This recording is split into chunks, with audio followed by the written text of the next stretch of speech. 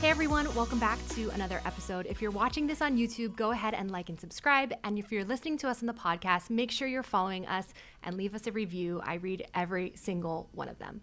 Today, we're going to be discussing the ideal timeline for applying to CRNA school. We're going to explore how you can avoid scrambling last minute and turning in a rushed application. If we haven't met yet, I'm Sachi. I'm a practicing CRNA, and I create educational content and actually helpful tools and resources for your application process. So it's crucial that you start creating your action plan at least a year before your school's application deadline. Many people neglect a deep dive into the CRNA school application process until they're actually ready to move on from their ICU. And waiting this long is a critical mistake. The application landscape has changed significantly in recent years. It is not uncommon for people to apply 2 or 3 cycles, and that is because the application pool is just getting increasingly more competitive. More nurses are looking to leave the bedside care, pursue higher education, become advanced practice nurses, and look for those higher salaries. The healthcare system is evolving and the CRNA profession is growing. It is in all-time high demand, with CRNA's salary being higher than ever. So more nurses are ready to transition from the bedside, which is causing an increase in the number of applicants for CRNA school. So without further ado, let's just jump into some of the key milestones of your application process that you need to be planning well in advance. So the key requirements and timeline considerations. Most of you probably already know some of the key requirements for CRNA school. However, if you don't, here's a quick rundown. You need at least 1 year minimum, sometimes 2 years, depending on the program, of high acuity critical care experience. You're gonna need a resume, you're gonna need an essay, you're gonna need letters of recommendation, sometimes from very specific people. And most programs are going to require the CCRN, even if it's not listed as a technical requirement. It's an unspoken requirement. Most people are going to have the CCRN certification or at least another certification of specialty in their field. Some programs do require the GRE, although most programs are trying to strip this requirement. Some schools do keep this as one of their admissions application processes. Many programs have at least 1 or 2 prerequisite requirements. You're going to need shadow experience, and some schools can have some other special checklist items as well. So first, let's approach your timeline by looking at the courses you need to take. Review your science grades, get your transcripts, and go ahead and circle any of the classes that you got less than a B in the core science classes like anatomy, physiology, pathophysiology, and pharmacology, even chemistry. Each school will evaluate your core science grades differently. They may just look at the repeats. They may look at the old and the new class. This is going to be really individualized per program. One school may focus on different science classes than the other and calculate a separate science GPA. And while the calculation methods can all vary, schools will scrutinize your science background, as there is a key correlation in how well you do in those science classes to how well you're going to do in CRNA school, because it's so science heavy. So I want you to review your transcripts and identify any classes where you earned below a B, because you're going to want to retake those. And you're likely going to have to retake that class at a higher level than just the intro level courses. Many programs do require those higher level courses like organic chemistry or biochemistry, advanced pathophysiology, and pharmacology. Okay, so once you've identified the courses that you need to retake, you might realize you have to take 2 or 3 to catch up. You might have to take general chemistry, then organic chemistry, and then maybe even a graduate level course. And perhaps your overall GPA is lower, like a 3.2, and you decide you want to take a graduate level course to demonstrate your ability to handle higher level graduate curriculum. Suddenly, you have to take 3 classes while juggling your ICU work and studying for the CCRN, maybe even taking the GRE. So now your plate is really full. You don't want to be getting a B- in this organic chemistry class that you're retaking when you got a B- in the first place, just because now your plate is overloaded.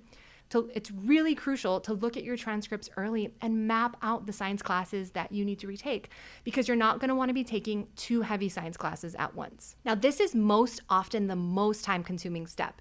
Especially if chemistry isn't your strong suit, I recommend that you avoid taking these short 8-week crammed courses. Opt for a longer 14 or 16-week length course. 8-week courses involve a lot of material and it's really demanding, a lot of quizzes, testing on a lot of content at once. Give yourself breathing room and take the longer course if these classes are going to be challenging for you. Also consider taking an in-person class, because if you're a better in-person learner, don't risk it by taking an online course. It's really important that you get an A in these classes that you're retaking. Getting a B in organic chemistry is not going to look as good in comparison to those people who got A's in their organic chemistry. All right, most people need to take prerequisites, but if you're one of the lucky people that doesn't have to, good for you.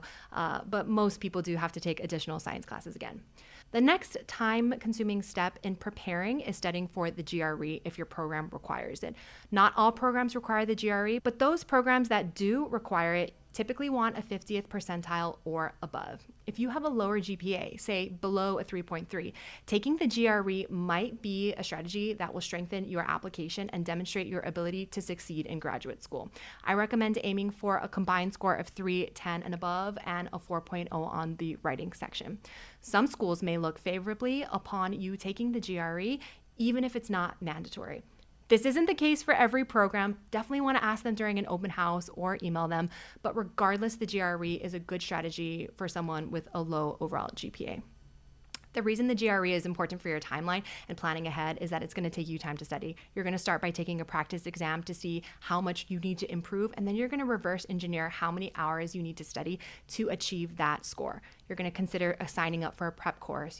Studying for the GRE could take 3 months. And like I said, you don't want to be juggling taking this with prerequisites. Another step is getting certified.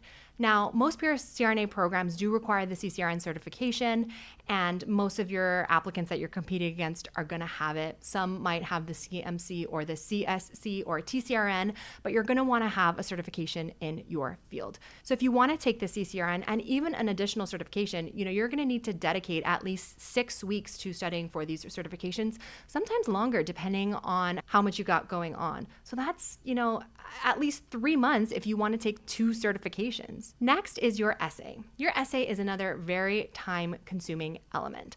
I recommend going through at least 2 to 3 drafts. Trust me on this, you're going to need multiple iterations. Start your first draft at least 12 weeks before your application deadline. Aim to have your second draft completed 8 weeks before your application deadline. You might even need a third iteration and then, of course, a final proofread. Realistically, your essay could easily take you up to 3 months to work on and perfect. It really is more important than ever now that programs are doctorate level programs. Your writing ability is going to be heavily scrutinized because you are going to be doing a DNP project. So it's really crucial that you put in the time and effort here. Another step that might take you longer than you think and why you should be starting it at least a year in advance is your resume. And I always suggest people get this done early and out of the way because many people panic trying to finalize their resume last minute when they decide they want to go to an open house or go to a state meeting. And you really only get one chance at a first impression, and you don't want to hand out a poorly done resume. CRNAs are very detail-oriented people, and we will notice mistakes. And this is one of the first things that you can just knock out and then update along the way. All right, so if you're taking away one thing from this episode, just remember to start planning earlier than you think. If you can give yourself at least a year to prepare, it'll likely take you closer to 1.5 years or even 2 years if you have a lot of prerequisites. Just plan ahead. This is especially true if you do not have that perfect 3.9, 4.0 GPA. There's so many things you need to do. Projects, attending state meetings, taking those prerequisites, studying for the GRE, and everything is going to take twice as long as you think. If this sounds stressful, don't worry, you're not alone. We're hosting a free workshop called Creating Your Application Roadmap. We're going to be mapping out the next 1 to 3 years of your individual application process. And we have a roadmap planning tool that we are going to be giving to you at this workshop that's typically reserved for our accelerator students, but it's one of the most popular things that they rave about in the program. So we're going to be doing that at this free workshop on April 7th. So go ahead and sign up. I will leave the link below. And this is a great opportunity for you to come and get your questions answered. And if you're not already following us on Instagram, go ahead and give us a follow, and you can check out thecrnaclub.com for more resources. All right, I will catch you guys on the next episode.